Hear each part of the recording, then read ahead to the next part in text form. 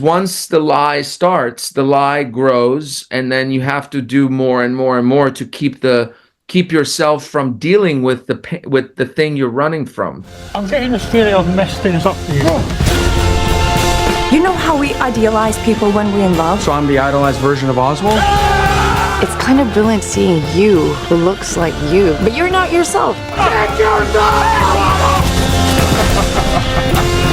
Let's just all start being honest with ourselves, old friend.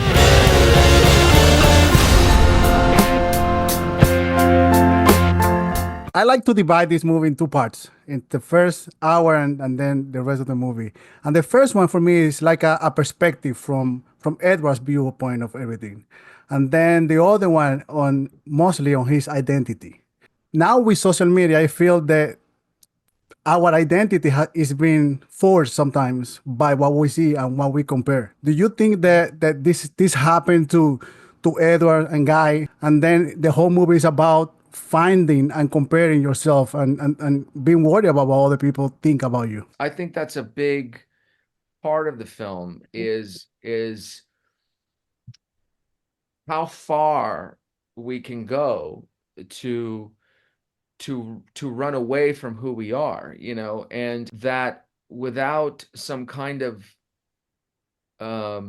interest in terms of understanding ourselves and who we are, what we're feelings, or, you know, interest that will hopefully lead to some level of acceptance, then you can go pretty far in a very dangerous way. Because once the lie starts, the lie grows, and then you have to do more and more and more to keep yourself from dealing with the thing you're running from. So Edward is one of those cases where, unfortunately, by the time he realizes what he had, it's a little too late, you know? Well, yeah, I think the idea of the worst person you can lie to is yourself. And then we're like, kind of, what a tangled web we weave when we first practice to deceive. And I think there is a lot of, to be said, sort of kind of comparison, and that we spend a lot of time, like, just like, even subconsciously taking in all these false edited images and messages, and oh, if you have this car, you'll be happier. If you join the gym, you'll be happier.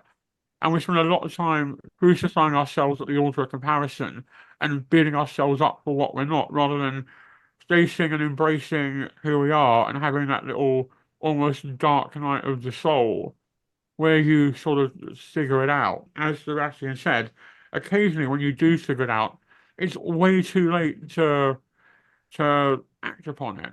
And so I think there's a lot to be said for being your authentic self, and damn what the rest of the world says. Like, I always live by the mantra, always be yourself, everyone else is already taken. Yeah, I loved it. What was the first experience when you watched the movie for the first time and you saw the reaction of the audience? Oh, Sundance. Sundance was a weird one. I spent most of those 5 days like an excited dog who's just seen a magic trick, being like, oh my God, wow. And I was also sharing like an Airbnb with the director. And so we're both pacing around the house like caged animals. And at one point, I was like, mate, unless we got an edit suite and this bloody Uber, there's nothing we can do now. So let's just enjoy the ride. And you always want it to land. And it's always interesting seeing what parts people laugh at, what parts people gasp at, and then what the vibe is when the credits roll. You know, how are people reacting? Is there a sense of heaviness? Is there a sense of release? I find audience psychology utterly fascinating. Thank you so much, Sebastian, Adam. Congratulations. I truly love the movie. And it reminds me of a Spanish movie named Abre los Ojos that they make. Oh, wow. Yeah, exactly. Yeah. I loved it. And this one, it's also in my top ups there of sci-fi movies. Thank you so much. Thank you. Thank Bye-bye. you.